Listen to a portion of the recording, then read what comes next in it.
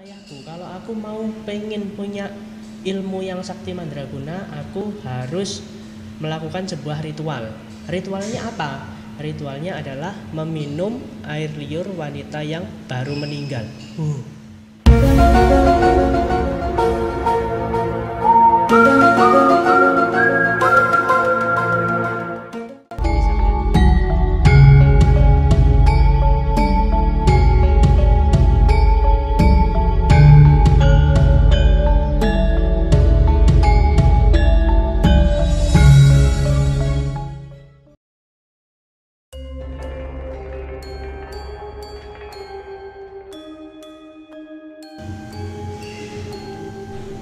Hai, ketemu lagi sama aku Timothy di sesi Dark Story.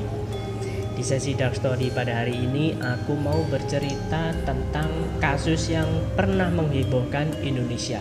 Cukup membuat gempar di mana ditemukan 42 sosok mayat di kebun tebu. 42 banyak sekali. Di mana itu?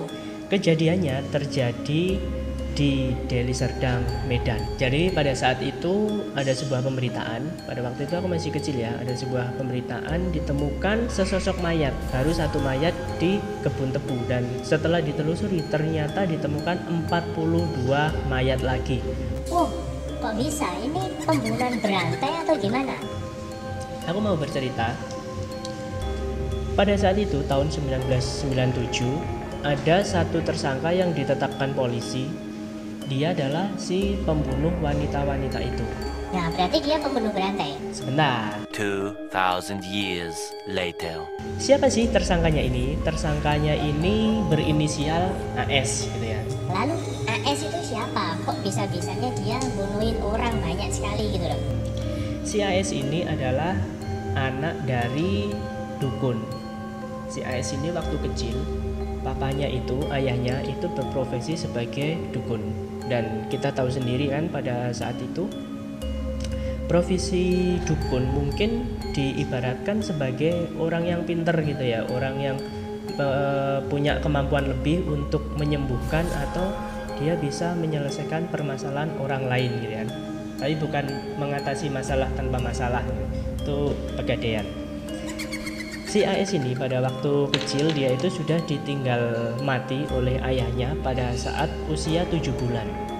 Dan dari kecil dia itu sudah mulai mempelajari ilmu-ilmu perdukunan sama seperti ayahnya. Hingga suatu ketika dia tidur, katanya dia didatangi arwah si ayahnya ini. Dan ayahnya ini berpesan kepada dia, kalau kamu pengen jadi orang yang sakti, kamu punya ilmu yang mandraguna gitu kan ya, itu harus melakukan ritual. Dari sinilah awal mula peristiwa ini terjadi. Si AS itu kayak gimana sih? Si AS itu lahir pada tanggal 10 Januari 1949. Udah lama kan ya, 4 tahun setelah kemerdekaan Indonesia. Dan pasti kalian bisa membayangkan kan kondisi Indonesia pada saat itu seperti apa. Baru 4 tahun setelah kemerdekaan, otomatis belum seperti sekarang kan ya, yang semuanya udah modern. Pasti ya pada waktu itu ya listrik aja mungkin belum menjamah semua daerah yang ada di Indonesia, apalagi daerah pinggiran.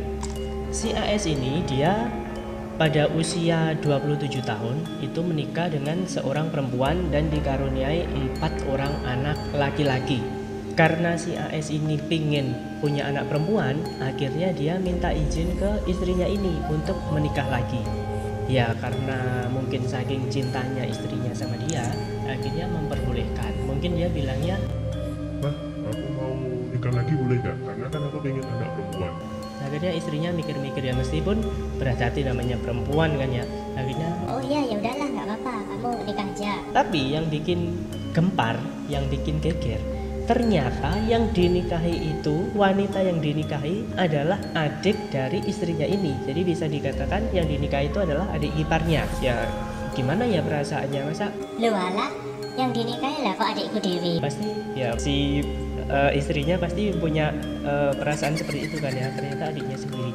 Dan gak berhenti sampai di situ. Yang lebih menghebohkan lagi, dia gak hanya menikahi satu orang, tapi 2 orang. Tadi yang satu dinikahi adalah adik si istrinya sendiri. Lalu wanita yang satunya siapa? wanita yang kedua ini ternyata adalah adiknya adik istrinya itu. Jadi bisa dikatakan dia itu nikah dengan 3 orang kakak beradik.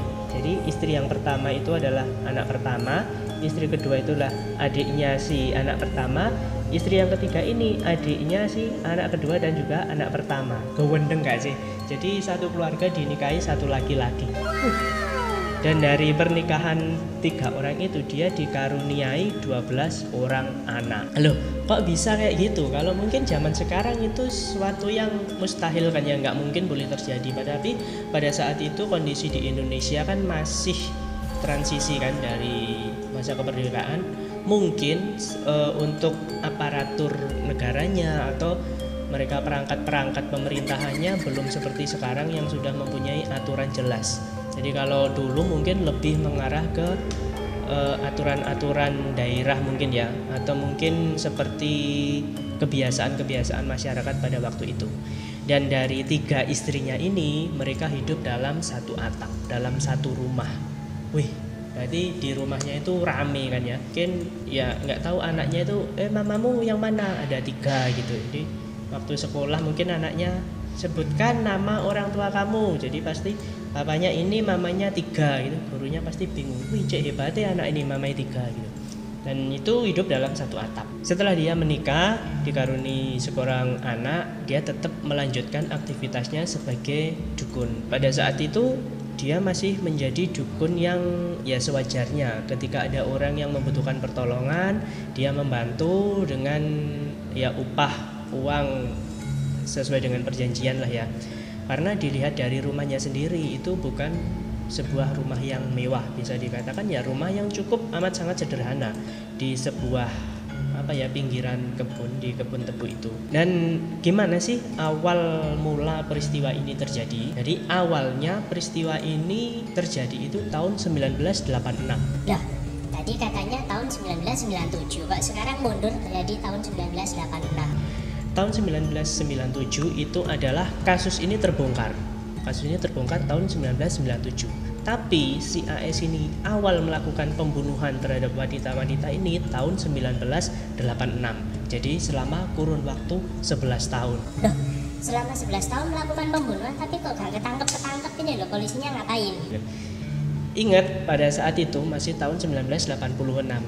Polisinya ya nggak seperti polisi yang sekarang. Karena apa? Keterbatasan teknologi, keterbatasan personil polisi pada saat itu mungkin nggak sebanyak sekarang. Kalau sekarang di jajaran sekelas polsek dia mempunyai aparat yang banyak, tapi pada waktu itu mungkin masih terbatas. Dan lokasinya sendiri itu ada di sebuah desa yang jauh dari kota.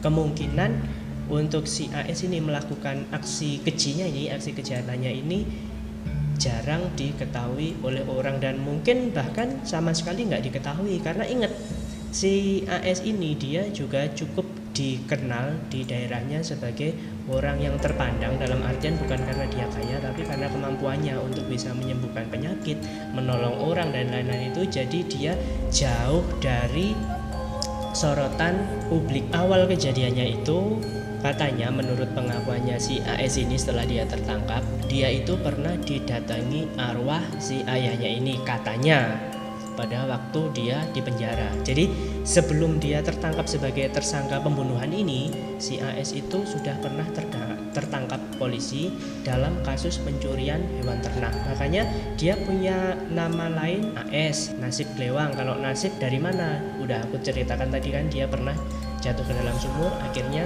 selamat. Nah, si Klewang ini dapat panggilan dari mana? Karena dia dulu itu terkenal sebelum jadi dukun ya, dia itu terkenal sebagai pencuri ternak. Dan pencuri ternak pada saat itu kebiasaannya adalah membawa klewang. Klewang itu adalah sejenis senjata tajam gitu kan, yang dibawa mungkin untuk memotong talinya hewan ternak itu untuk dicuri. Pada saat itulah dia disebut sebagai Nasib Klewang. Pada waktu dia di penjara itu, dia bercerita, aku didatangi arwah si ayahku. Kata ayahku, kalau aku mau pengen punya ilmu yang sakti mandraguna, aku harus melakukan sebuah ritual. Ritualnya apa? Ritualnya adalah meminum air liur wanita yang baru meninggal.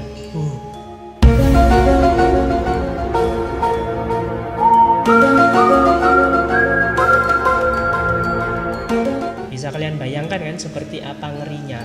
Tapi kita balik lagi tanya, Loh, orang yang udah meninggal mana mungkin masih punya air liur? itu kan karena alasan itulah akhirnya si Kliwang itu mengambil jalan pintas. Jalan pintasnya adalah dia harus mencari korban yang dibunuh. Ketika dia sudah mati, akhirnya air liurnya itu diminum sama dia, kayak gitu.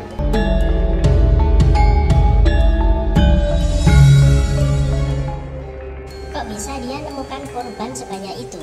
Apa dia itu diculik atau gimana? Nggak seperti itu. Jadi gini sahabat cuk kayak KKI. Oke sahabat, oke sahabat, oke sahabat, oke sahabat. Harry ingat dia kan seorang dukun. Dari beberapa pasiennya itu dia semacam mengiming-imingi gitu kan. Jadi dia itu bilang ke pasiennya gini, Kalau kamu ingin dapat kekayaan yang lebih atau kamu ingin kesuksesan yang lebih, itu kamu harus melakukan ritual lagi. Kalau kamu mau, nanti aku bantu buat melakukan ritual itu. Tapi ada persyaratannya. dari sinilah dia mendapatkan korban-korbannya itu. Berarti dia termasuk pinter ya? Iya, namanya dia dukun, dia pasti punya cara. Mungkin secara pendidikan dia nggak lulus SD, jadi dia itu selesai sekolah kelas 2 SD. Tapi mungkin karena ya itu lagi niat. Ketika kita ada niat, pasti ada jalan. Tapi buat teman-teman jangan diikuti karena ya niatnya ini salah. Dari awal niatnya udah salah. Dari beberapa korbannya itu dia mengiming-imingi. Kalau kamu mau, aku bisa bantu. Tapi dengan syarat. Apa syaratnya? Syaratnya adalah ketika kamu mengiyakan ritual yang mau kita lakukan ini, kamu tidak boleh menceritakan kepada siapapun kalau kamu bakalan kesini. Maksudnya ke rumah si AS itu. Itu mungkin untuk menutupi kejahatannya. Dan yang kedua, kalau misalkan ada yang mengetahui kamu datang ke sini, maka semua yang kita lakukan ritual ini nggak ada gunanya. Dari situlah korban-korbannya ini tidak pernah diketahui.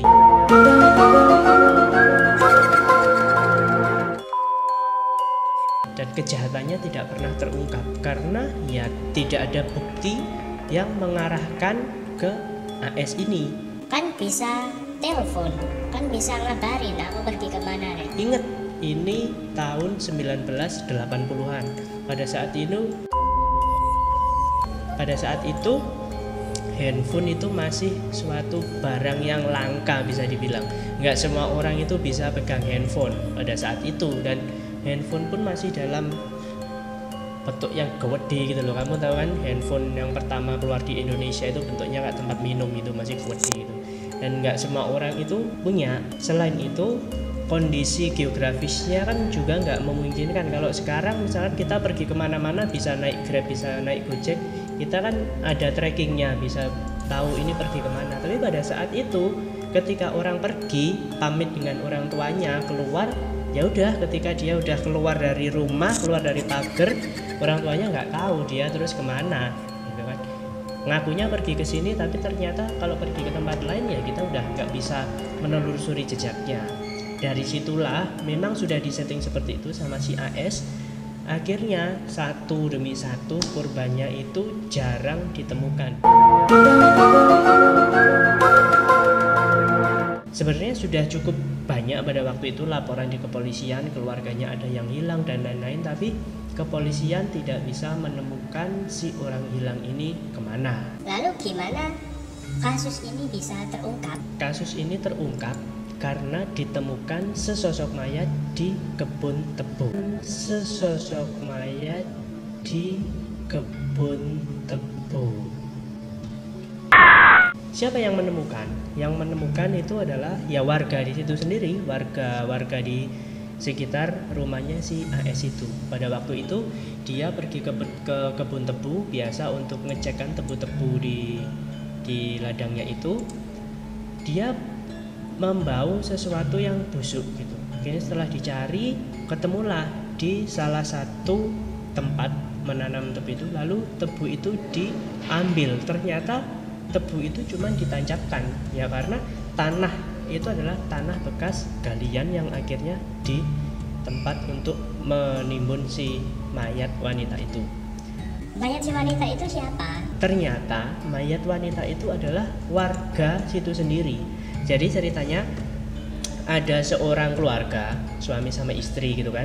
Dia itu bertengkar, akhirnya pisah ranjang. Pisah ranjang, si cowok ini, si suami kembali ke rumah orang tuanya, si istri ini kembali ke rumah orang tuanya. Lalu si istri ini pamit ke ibunya, aku mau pulang ke rumah suamiku. Tapi setelah 3 hari itu nggak ada kabar.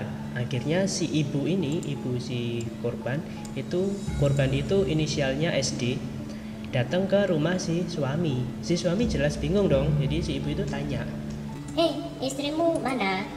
nah, suaminya juga kayak, loh Istriku kan di rumahnya ibu, udah berapa lama nggak pulang lagi ke sini.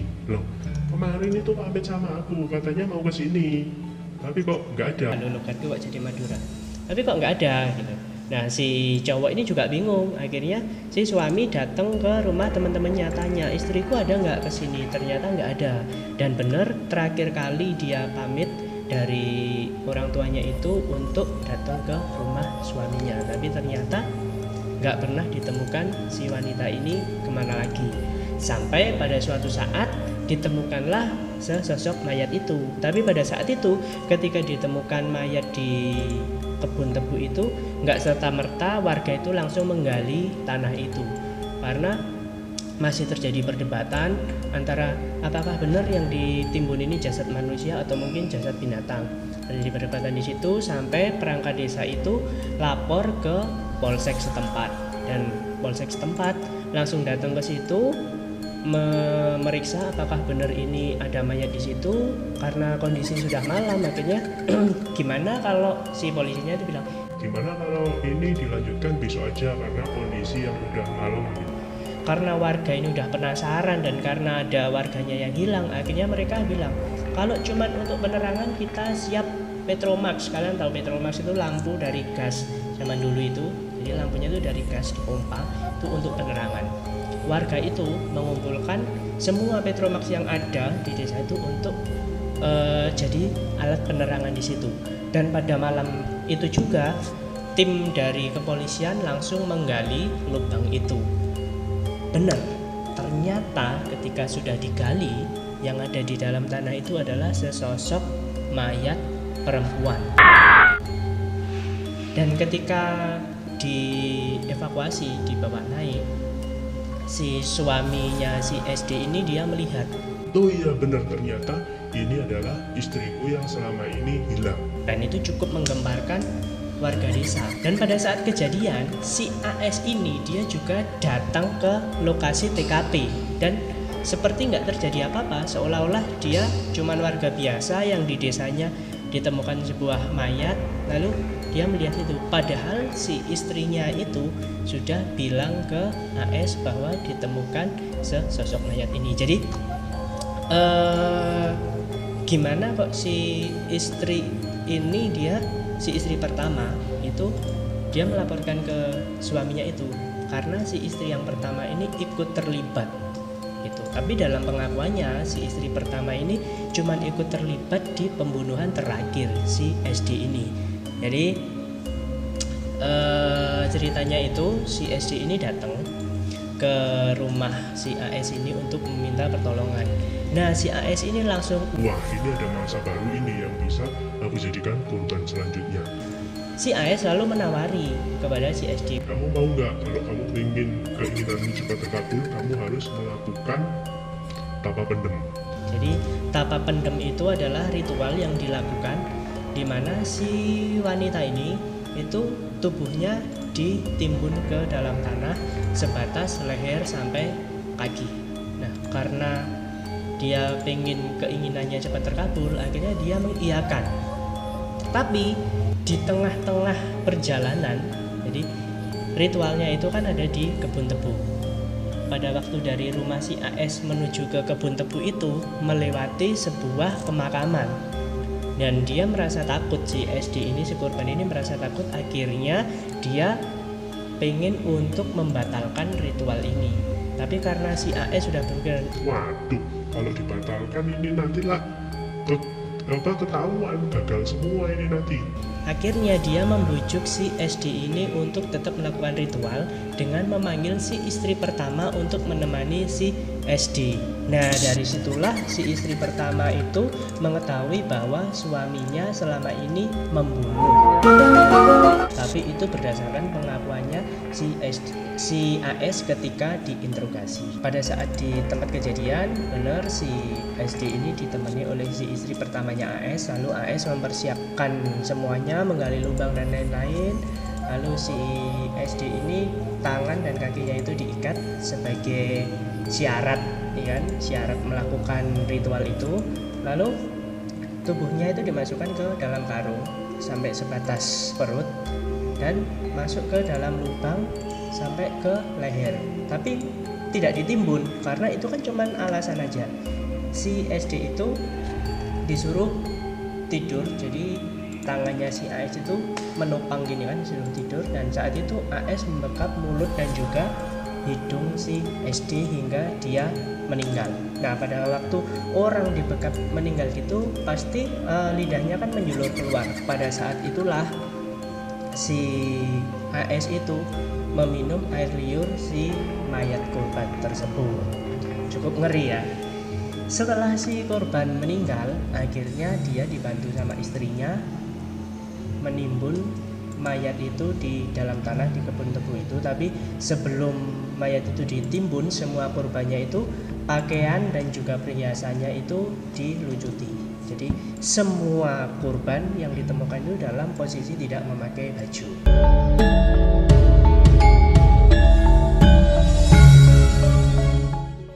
Nah, kembali lagi, kok bisa itu sampai ketahuan? Jadi ketika si SD itu berangkat dari rumah menuju rumah si AS, dia itu diantarkan oleh seseorang. Pada waktu itu naik becak gitu kan, tapi di Medan itu becaknya nggak seperti di sini. Kalau di sini kan abangnya itu di belakang, si penumpang di depan. Tapi kalau di Medan itu sebelah-sebelahan, jadi sepeda terus sebelahnya itu ada keretanya gitu. Becaknya itu seperti itu.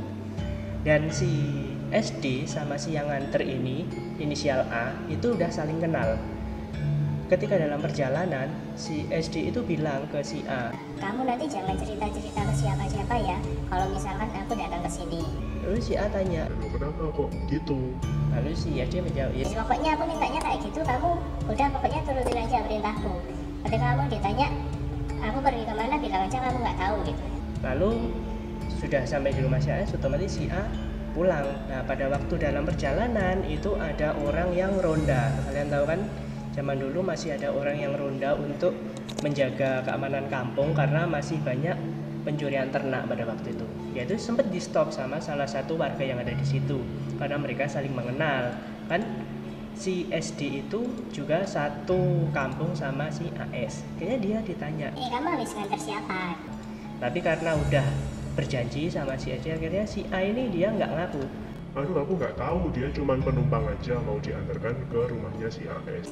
Oh gitu, ya udah. Akhirnya jalan. Nah, setelah ada kasus ditemukannya itu, si A ini akhirnya dia mengaku ke kepolisian karena si suami SD itu sama pihak kepolisian itu ditahan karena dia dianggap sebagai tersangka. Ya karena kita tahu kan pada zaman itu mungkin untuk apa ya, penelitian dan juga untuk inspeksi dan lain-lain itu nggak seperti sekarang. Akhirnya siapa yang paling dekat dengan korban ya dia yang dicurigai. Akhirnya benar si suaminya SD ini, si T ini ditaruh di kantor polisi untuk terus diinterogasi biar dia mengakui bahwa dia sebagai pembunuh istrinya, padahal pembunuh istrinya bukan dia.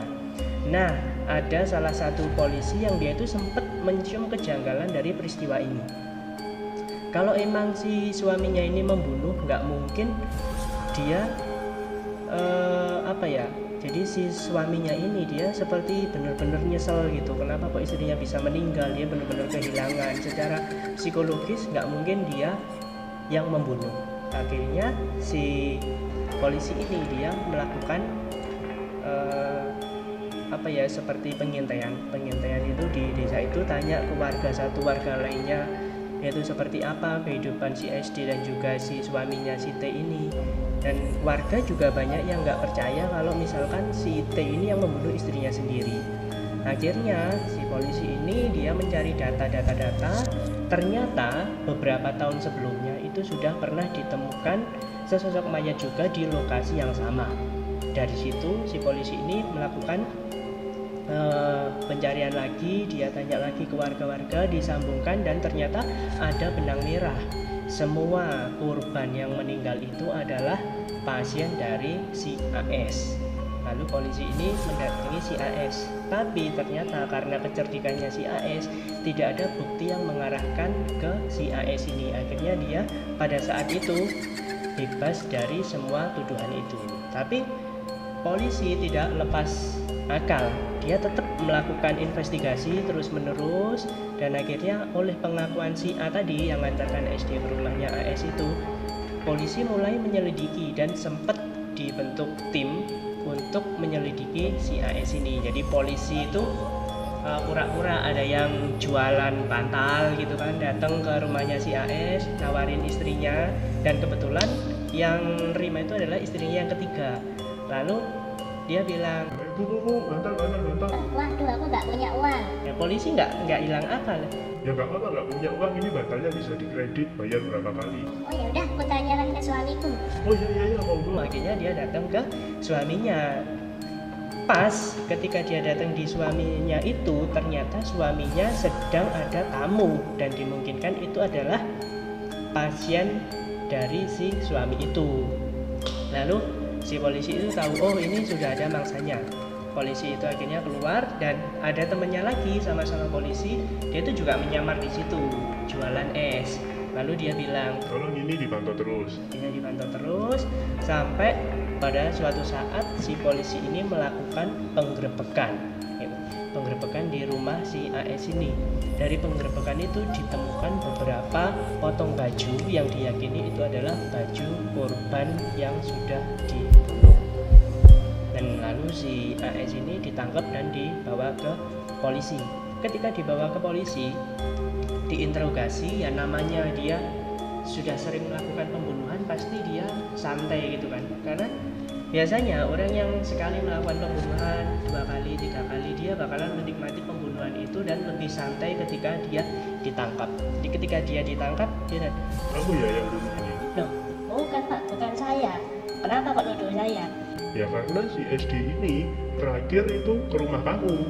Oh iya Pak, benar. Pada waktu itu emang dia ke rumah saya habis maghrib, tapi habis itu langsung pulang. lalu polisi masih nggak percaya, benar kayak gitu. Iya benar. Diselidiki lagi, ditemukanlah bajunya si SD ini. Si istri-istrinya juga ditangkap. Ketika istrinya juga diinterogasi, awalnya tidak ada yang mengaku, sampai akhirnya si istri yang pertamanya ini mengaku bahwa dia dan suaminya si AS itu telah membunuh si SD. Dari situ polisi terus melakukan interogasi sampai si AS ini ditanya, Dulu pernah ditemukan korban di sini, berarti kamu juga yang bunuh. Oh enggak Pak, waktu itu saya nggak bunuh, nggak mungkin itu saya. tapi karena buktinya sudah ada, akhirnya si AS ini nggak bisa mengelak. Lalu ditanya, Berapa korban yang udah kamu bunuh? si AS menjawab awalnya, Saya bunuh 16 orang Pak. polisi nggak percaya gitu aja. Nggak mungkin 16, pasti lebih. Ini ada berapa? Lalu dia bilang lagi, Oh ada 27. si polisi masih nggak percaya. Katanya untuk melakukan ritual ini kamu harus membunuh sedikitnya 70 orang perempuan. Tapi nggak mungkin korbannya cuma segini. Akhirnya setelah terus dilakukan interogasi secara intensif, dia mengaku bahwa dia sudah membunuh 42 wanita, dan yang terakhir adalah si SD ini.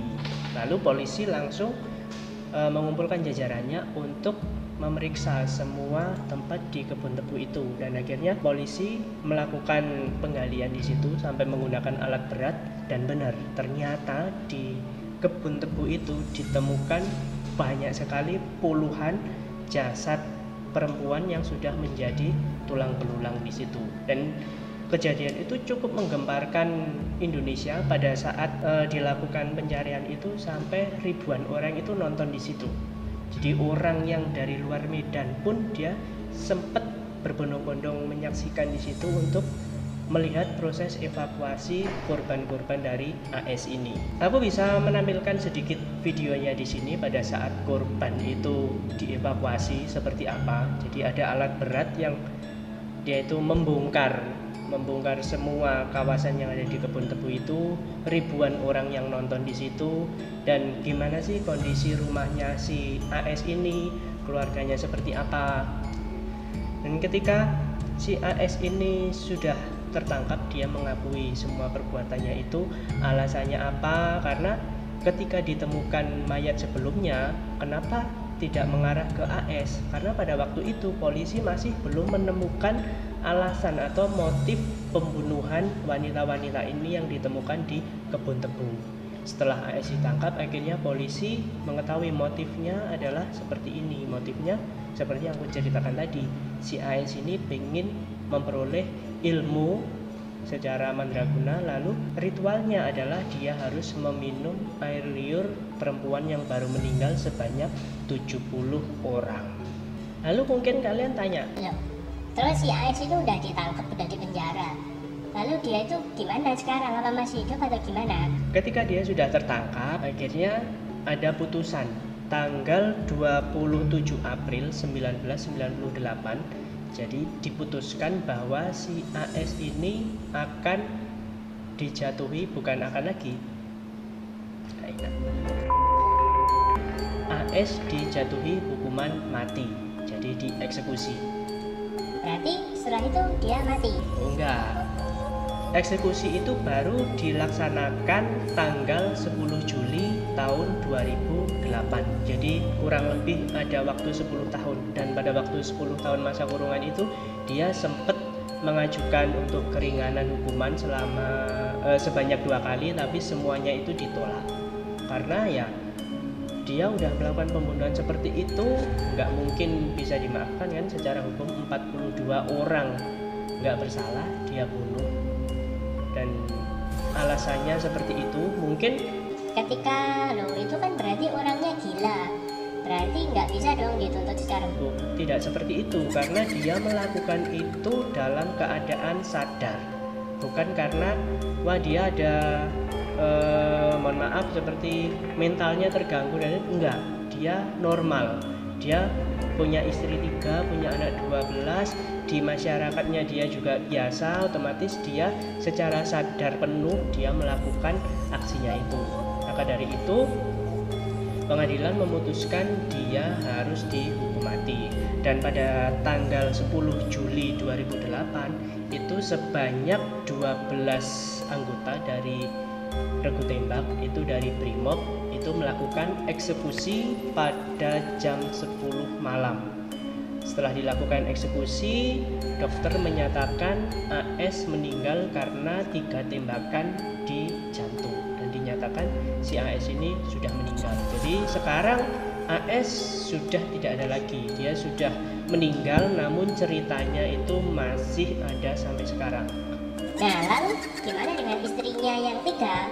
Istrinya yang pertama itu dia dijatuhi hukuman seumur hidup, dan sampai sekarang itu dia masih di penjara, ada di penjara Medan. Dan 2 istrinya ini dia dibebaskan, dikembalikan lagi ke masyarakat. Namun keberadaannya sekarang di mana itu juga tidak ada yang tahu, karena di pemberitaan tidak diberitakan keluarganya ini di mana, mungkin untuk melindungi si keluarganya ini. Karena ya meskipun dia keluarganya, tapi kan tidak pernah mengetahui apa yang dilakukan si AS ini. Lalu rumahnya gimana? Nah, rumahnya itu sekarang sudah tidak ada lagi, karena setelah kejadian itu mungkin karena warga yang marah, rumahnya itu kondisi terakhir yang aku dapat fotonya pada waktu itu, rumahnya itu sudah kosong dalam kondisi berantakan. Mungkin ya diacak-acak sama warga dan entah dibakar atau dirobohkan, tapi sekarang rumahnya itu udah nggak ada lagi. Area rumahnya sekarang itu sudah jadi persawahan, dan mungkin sama warga itu yang si pemilik tanah mungkin ya itu sudah dijadikan seperti kolam gitu. Lalu kebun tebunya gimana? Kebun tebunya sampai sekarang juga masih berbentuk kebun tebu, jadi masih difungsikan sebagai kebun tebu. Namun masih banyak warga yang meyakini, polisi juga meyakini korbannya ada lebih dari 42, karena kan masa pembunuhannya itu tahun 1986 sampai 1997, 11 tahun. Itu masih banyak yang dia berasumsi nggak mungkin ini kalau jumlah korbannya cuma 42 ini nggak mungkin, pasti lebih. Ya mungkin lebih, tapi sesuai dengan pengakuan tersangka dia membunuh sebanyak 42 orang dan korban terakhirnya adalah si SD itu tadi. Nah, buat teman-teman yang mungkin kalian juga punya cerita yang mau aku ceritakan, kalian boleh mengirimkan ke kolom komentar atau boleh menghubungi nomor yang ada di deskripsi untuk aku ceritakan di sini. Dan cerita yang nanti kalian kirim itu harus cerita yang real ya, bukan cerita yang mereka-reka, tapi harus cerita yang real. Mungkin kejadian kriminal yang ada di daerah kalian, atau mungkin kejadian kriminal yang kalian tahu, atau apapun itu. Yang penting ini adalah benar-benar cerita, bukan rekayasa. Aku ingatkan kembali buat teman-teman, apa yang aku ceritakan di sini bukan untuk ditiru, apalagi dilakukan. Jangan pernah. Karena apa yang aku ceritakan di sini, apa yang aku sampaikan di sini, semuanya adalah untuk informasi ke kalian semua. Ingat juga, tetap patuhi protokol kesehatan, pakai masker, pakai sarung tangan, dan juga bawa hand sanitizer kemanapun agar kalian tetap sehat ketika kalian di luar atau mungkin kalian bertemu dengan orang-orang. Jaga kesehatan kalian sendiri dan juga jaga kesehatan keluarga kalian. Ingat, maskermu menyelamatkanku, maskermu menyelamatkanmu.